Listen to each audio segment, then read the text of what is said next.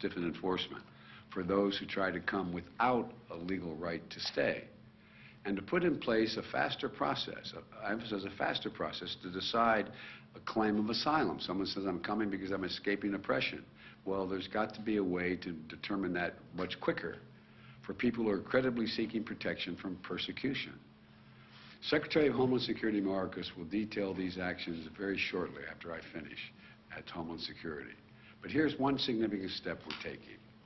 Over the summer, we saw a huge spike in the number of Venezuelans traveling through Mexico and attempting to enter the United States without going through our legal processes. We responded by using and ensuring that there are two safe and lawful ways for someone leaving the country to come to America. That was one of the reasons you were proposing. First, if they're seeking asylum, they can use an app on their cell phone called CBP1, O-N-E, CBP1, O-N-E. That's to spell it out, not the number one. To schedule an appointment at a port of entry and make their asylum claim there without crossing the border unlawfully and have a decision determined by an asylum officer, do they qualify? Second, in October, we worked with the Mexican government to launch a new parole program. There's another program called, you all know it, but the public may not, called the parole program, that immediately showed results by reducing the number of people crossing the border unlawfully. The way this parole program works, one must have a lawful sponsor here in the United States who agrees to sponsor you to get here. Then, that person has to undergo rigorous background checks and apply from outside the United States and not cross the border illegally in the meantime. If they apply and their application is approved, they can use the same app, the CBP1 app, to present at a port of entry and be able to work in the United States legally for 2 years. That's the process. But if their application is denied, or if they attempt to cross into the United States unlawfully, they'll be returned back to Mexico and will not be eligible for this program after that. So so making the program available, if they apply and they do it properly, fine. If they don't apply and they try to come through, they're not going to have an opportunity to deal with the program. This new process is orderly, it's safe, and it's humane. And it works. Since we created the new program, the number of Venezuelans trying to enter America without going through a legal process has dropped dramatically, from about 1,100 per day to less than 250 per day on average. That's several hundred people on average every single day who are not crossing into America illegally. Today I'm announcing that my administration is going to expand the parole program for people not only from Venezuela, but from Cuba, Nicaragua, and Haiti.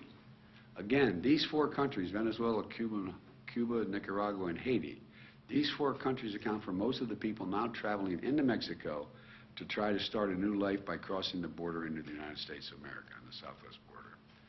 We anticipate this action is going to substantially reduce the number of people attempting to cross our southwest border without going through a legal process. In fact, today, I'm announcing that Mexico has agreed to allow to return up to 30,000 persons per month who try, get caught, and get sent back from those four countries, or apprehended while attempting to unlawfully cross the border, the southwest border. My message is this. If you're trying to leave Cuba, Nicaragua, or Haiti, or have agreed to begin a journey to America, do not just show up at the border. Stay where you are and apply legally from there. Starting today, if you don't apply through the legal process, you will not be eligible for this new parole program. Let me reiterate. You need a lawful sponsor in the United States of America, number one. And you need to undergo a rigorous background check, number two. If your application is approved and you show up at a U.S. airport or when and where directed, excuse me, you have access. But if your application is denied or you attempt to cross into the United States unlawfully, you will not be allowed to enter. Look, We should all recognize that as long as America is the land of freedom and opportunity, people are going to try to come here. And that's what many of our ancestors did. And it's no surprise that it's happening again today. We can't stop people from making the journey, but we can require them to come here, that they come here in an orderly way under U.S. law. And let me say it again. The actions we're announcing today will make things better, but will not fix the border problem completely. There's more that has to be done. I laid that out in the first week I was here. That work will not be done unless and until the Congress enacts and funds a more comprehensive immigration plan that I proposed on day one. Until Congress has acted, I can act where I have legal capacity to do so. Last year, I brought together 20 leaders, many of you were there, and from the Western Hemisphere, heads of state, to stabilize the flow of immigration, to expand pathways to immigration, and to manage the border humanely. The leaders of the hemisphere built on those efforts that I led when I was vice president to expand economic assistance to nations in North Central America, so people here can improve their economic prospects at home instead of having to leave for the United States. Most people would much rather stay in the country they are if they can feed their families, be safe, send their kids to school, and have opportunity. It's not like people, you've heard me say it before, it's not like people are sitting around a table and somewhere in Central America and say, I got a great idea. Let's sell everything we have. Let's give it to a coyote, a smuggler. They'll take us on a harrowing journey for thousands of miles to get to the United States. Then we're going to legally cross the border. They're going to drop us in the desert, and we're faced where we don't speak the language. Won't that be fun? I'm not being facetious. Well, President Harris led this effort to make things better in the countries from which they are leaving. And thanks to her leadership, she's been able to generate more than $3.2 billion from the private sector to create jobs and opportunities in El Salvador, Honduras, and Guatemala. Tell people stay in their own countries, home countries, where it'll be safer and they have some opportunities. We've also set up a joint patrols and law enforcement with Mexico and Guatemala that share real-time information on locations that smugglers are using to convince migrant groups to cross illegally. That's what they're doing. They're out recruiting. They're taking all the savings or anything they have to take them on an incredibly dangerous journey. We embedded our Border Patrol officers with Mexican patrols to detect and raid human smuggling operations. Thus far, there had more than 7,000 arrests of human smugglers in the last 6 months. 7,000. That's not just human smuggling at the border. We're focused on cracking down on drug smuggling, which is a serious and deadly problem, and I made a promise we would try this. My administration has allocated record funding that added hundreds of additional Border Patrol agents and installed new cutting-edge technologies you'll be able to use effectively, like an X-ray machine, detailed to be able to look through these large containers to determine what's in the container and at the border. For example, since August of last year, Customs and Border Patrol have seized more than 20,000 pounds of deadly fentanyl. That's enough to kill as many as 1,000 people in this country. 20,000 pounds of fentanyl. It's a killer. It's a flat killer. And next week I'm going to travel to Mexico, where I'm going to meet with President López Obrador. We have a big agenda that ranges from the climate crisis to economic development and other issues. But one important part of that agenda is strengthening our border between our nations. And I will visit the border myself this Sunday in El Paso to assess border enforcement operations, meet with the local officials and community leaders and the folks at the border sending me what they need that they don't have, and make it public what they conclude they need they don't have to try to convince my Republican colleagues they should do something. And I know that migration is putting a real strain on the borders and on border communities. They can't do anything but that. We're going to get these communities more support. I want to thank all the nonprofits, the faith groups, the community leaders, and other volunteers who will make sure that vulnerable immigrants have what they need to survive, whether it's food, warm clothing, shelter, medical care, right after their arrival. These religious and civic groups represent our nation's generosity, the best of our country. And they really do. They really do. And they're a powerful rebuke to the hostility and even the hate which many people face when they arrive here legally. Let me close with this. Our problems at the border didn't arise overnight and not going to be solved overnight. It's a difficult problem. It's clear that immigration is a political issue that extreme Republicans are always going to run on. But now they have a choice. They can keep using immigration to try to score political points, or they can help solve the problem. They can help solve the problem and come together to fix the broken system. Before Congress adjourned for the holidays, some Democrats and Republicans, a few of them, got together, both sides up in the Senate, and decided they were going to put together a comprehensive plan on immigration. But the Republican leadership and other Republicans, I don't know exactly who did it, rebuked it and rejected it out of hand. It broke up. Just like they rejected my plan 2 years ago. Just like they rejected my recent request for an additional $3.5 billion to secure and manage the border with more holding facilities, better transportation, additional funding for 2,000 new asylum officers and personnel, 100 new immigration judges to more rapidly adjudicate for people when they come here, and how much, and so much more. Think about it. I mean, if this were something, if we had to have 100 more immigration officers to see to it that we're able to import something we needed very badly, it wouldn't take very much time to get it, would it? It'd be real done. Or conversely, if there are criminal gangs coming into the nation, or I mean, but when it comes to immigration, it seems like it's a better issue for them than trying to solve it. Look, we need more resources to secure the border. Yet again, extreme Republicans have said no. Many Republicans agree we should do something.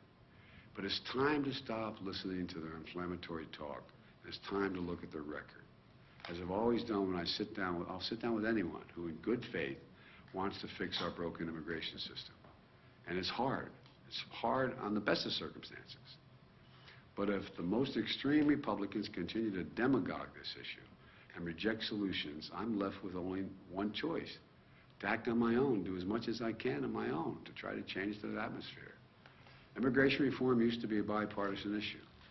We can make it that way again. It's not only the right thing to do, it's economically a smart thing to do. That's why immigration reform is supported by everyone. Think of this now.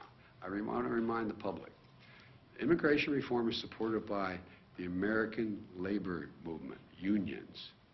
It's supported by religious leaders. It's supported by the U.S. Chamber of Commerce. We can secure our border, fix the immigration system to be orderly, fair, safe, and humane.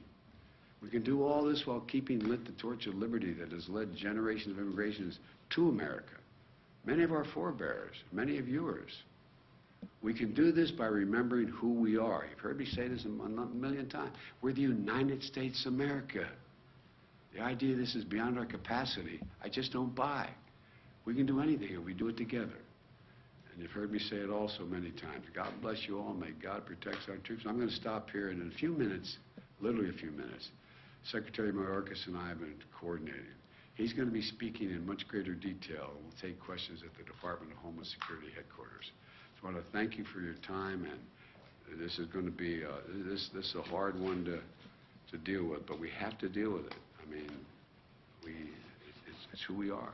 Mr. President, why that migration is a human right? Activists say that it is. What's your take? Well, I think it is a human right if your family's being persecuted, if you're being dealt with in a way. I mean, like I thought it was a human right for, Jews in Germany to be able to go to escape and get help where they could. But the other side of this is there's also the people in this country have basic rights that are here, basic fundamental rights to assure that people are coming, have been checked out, they're not criminals, they're not problem, that their background checks are real. I mean, look, if you think about it, there's not a whole lot of countries people would rather live in than here. No, I mean it sincerely. I think about this, and I think this is sometimes the team looks at me like maybe I'm out of my mind here, but all kidding aside, if you just said tomorrow, All right, for the next year, you can move to any country you want without any questions. How many people do you think are going to leave the United States? And I can name any of the 140-some countries I've been to. There's more than that. I think a lot would be willing to leave and come here. So there's a rationale. There has to be an orderly process and a rationale to it. But it is, and there's other ways we can deal with this, as I said. You may remember, I don't think you're old enough to have been doing it when I was doing it as a senator, when I came up with a proposal to have billions of dollars of funding for the Central America to keep people where they are. Remember, we were putting, and it was very, very precise. For example, if a country was in economic difficulty, and most of them are because of climate and other things, and we say, okay, well, they have a problem. Well, guess what? They don't have lighting in their town squares. They can't assure the safety of people walking the streets. Well, if their leader asked for money, we made them sign a proposal that they're going to do lighting in the town squares, what they're going to do, exactly what they're going to do. We checked it out, we put it in, and it began to work. Or hospitals. We have hospitals that don't function because they don't have the following. Well, one of the reasons people will stay is if you've improved the hospital. We were doing that. And the thing that I'm so, presumpts me to say proud of, but proud of the Vice President, she went beyond the United States and contributors to try to get the rest of the world to say, look, this makes sense. And, you know, she got commitments of $3.2 billion. And so there's a lot to be done. And think about it, even back in days when